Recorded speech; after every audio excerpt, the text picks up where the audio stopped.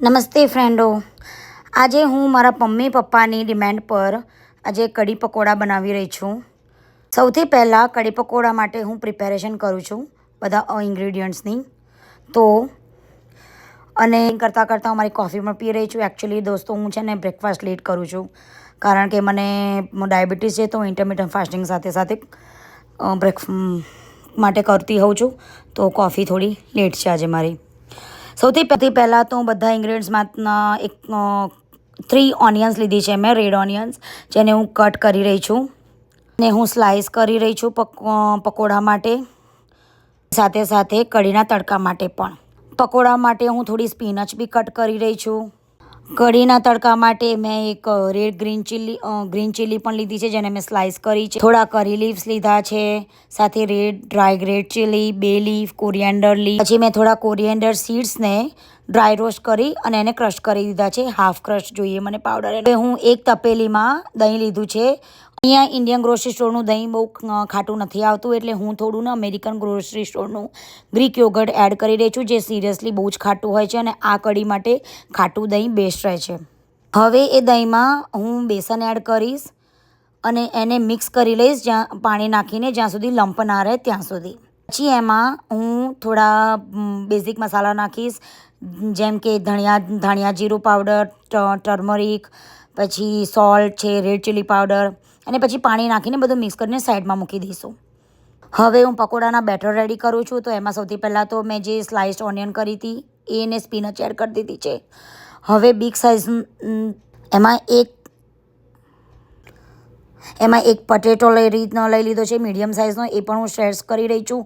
Coriander leaves, બેસન, rice flower, થોડા crispiness માટે, પછી ક્રશ્ડ મારા કોરિએન્ડર સીડ્સ, ફેનલ સીડ્સ એટલે કે વરિયાળી, અજમો, red chilli powder, salt, ginger garlic paste, oil અને વોટર નાખીને બધું મિક્સ કરી દીધું છે. અને તમે બેટર મારું જોઈ શકો છો કે કેટલું થીક આવ્યું છે. હવે આપણે કઢીનો તડકો લગાવીશું, જેમાં હું એક પેનમાં તેલ લીધું છે. એમાં હું નાખી રહી છું થોડું જીરું સ્પ્લેટર થાય એટલે પછી એમાં મેં નાખી રહી છું આપણે કરી લીવ્સ, રેડ ચીલી, બે લીફ, અને તમે જોઈ શકો તડકો કેટલો મસ્ત ઉડી રહ્યો છે. જેમાં મેં સ્લાઇસ ગ્રીન ચીલી પણ નાખી દીધી છે અને ઓનિયન પણ નાખી દીધી છે. અને સૌથી પહેલાં તો ક્રશ્ડ કોરિએન્ડર ને ફેનલ સીડ નાખી, પછી એક ginger garlic, green chilli paste નાખ્યો અને પછી બધું મેં મિક્સ કરી દીધું છે. અને જેવું એ બધું મિક્સ થઈ જશે પછી હું હવે એમાં થોડુંક જે કઢીનું મિશ્રણ આપણે સાઈડમાં રેડી કર્યું હતું એ નાખી દઈશું. અને એ નાખીને પછી હું સૌથી પહેલાં તો થોડું પાણી રેડીશ. ઓલમોસ્ટ મેં 2 તપેલી જેટલું પાણી રેડ્યું હશે. તમે તમારા કઢીના થિકનેસ પ્રમાણે તમે એડજસ્ટ કરી શકો છો, તમારે કેટલા લોકો માટે બનાવવું છે એના પ્રમાણે. હું મારા ઘરમાં વધારે લોકો છે અત્યારે, એટલે હું એકચ્યુઅલી ઓલમોસ્ટ હાફથી ઉપર પાણી ભર્યું છે મેં, તમે જોઈ શકો છો. અને હું એકચ્યુઅલી મીઠું નાખવાનું પહેલાં ભૂલી ગઈ હતી, તો મેં મીઠું હવે નાખી દીધું છે. હવે સાઈડમાં હું આ પકોડાને ફ્રાય કરી રહીશ. અને ફ્રાય કરતાં પહેલાં જે બેટર રેડી હતું હું એકચ્યુઅલી પહેલાં બતાવવાનું ભૂલી ગઈ છું. તો એમાં મેં થોડો પિંચ ઓફ બેકિંગ સોડા અને પાવડર બી નાખ્યો છે અને પછી એને મિક્સ કરીને પકોડા બનાવ્યા છે. તો પકોડા તો મારા રેડી છે. એને સેમી બ્રાઉન કલર જે આવે ત્યારે તેને ઉતારી લેવાના. પછી એને હવે કઢી મારી બોઇલ થઈ જાય એટલે હું એમાં પકોડા એડ કરી દઈશ. પકોડા એડ કરીને પછી આપણે એને 5 થી 7 મિનિટ ફરી ઢાંકીને આપણે એને ચડવા દઈશું.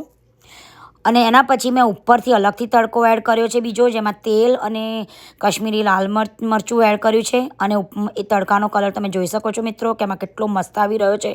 અને ઉપરથી એને આપણે ગાર્નિશ કરીશું કોરિએન્ડર લીવ્સથી. તો તમે જોઈ રહ્યા છો મારી કઢી રેડી છે.